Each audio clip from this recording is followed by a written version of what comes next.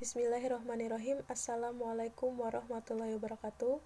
Perkenalkan, nama saya Kurniasi Rahayu, mahasiswa dari STAI Siliwangi, Garut, Prodi PAI 2B. Di sini saya akan menjelaskan tentang perkembangan psikologi dewasa. Perkembangan psikologi dewasa terbagi menjadi dua, yaitu dewasa awal dan dewasa akhir. Yang pertama, dewasa awal. Perkembangan fisiknya masa dewasa awal atau masa dewasa dini atau young adult.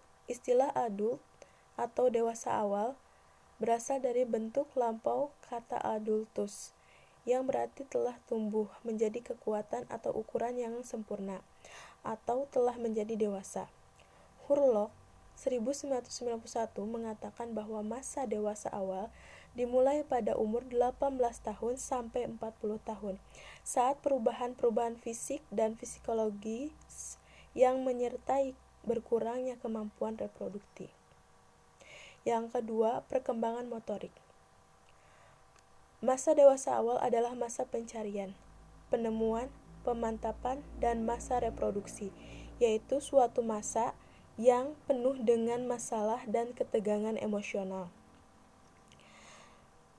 Periode isolasi sosial, periode komitmen, masa ketergantungan, perubahan nilai-nilai kreativitas, dan penyesuaian diri pada pola hidup yang baru. Perkembangan sosial, masa remaja awal adalah puncak dari perkembangan sosial.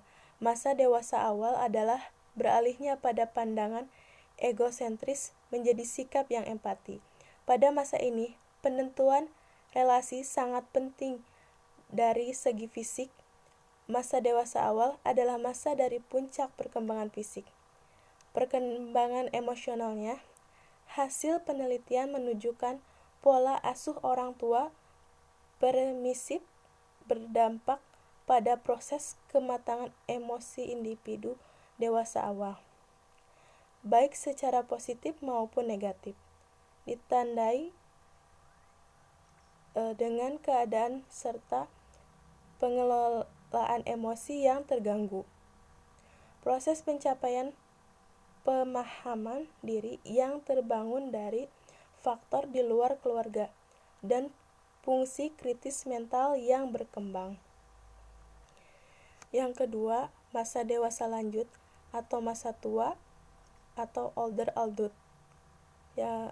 Perkembangan fisiknya, usia lanjut adalah periode penutup dalam rentang hidup seseorang. Masa ini dimulai dari umur 60 tahun sampai akhir hayat, yang ditandai dengan adanya perubahan yang bersifat fisik dan psikologis yang semakin menurun. Adapun ciri-ciri yang berkaitan dengan penyesuaian pribadi dan sosialisasinya sebagai berikut. Perubahan yang menyangkut kemampuan motorik dan kekuatan fisik, perubahan dalam fungsi psikologis, perubahan dalam sistem saraf dan penampilan.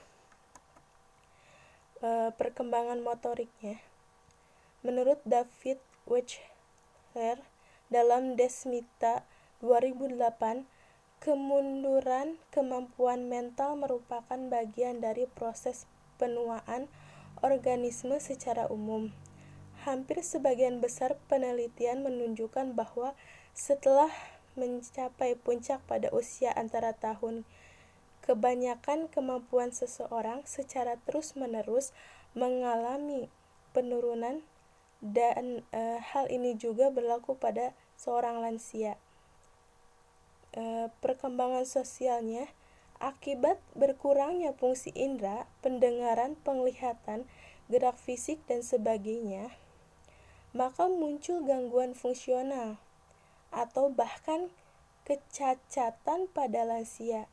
Misalnya, badannya menjadi bungkuk, pendengaran sangat berkurang, penglihatan kabur, dan sebagainya, sehingga sering menimbulkan keterasingan. Perkembangan emosionalnya, Memasuki masa tua, sebagian besar lanjut usia kurang siap menghadapi dan menyikapi masa tua tersebut, sehingga menyebabkan para lanjut usia kurang dapat menyesuaikan diri dan memecahkan masalah yang dihadapi.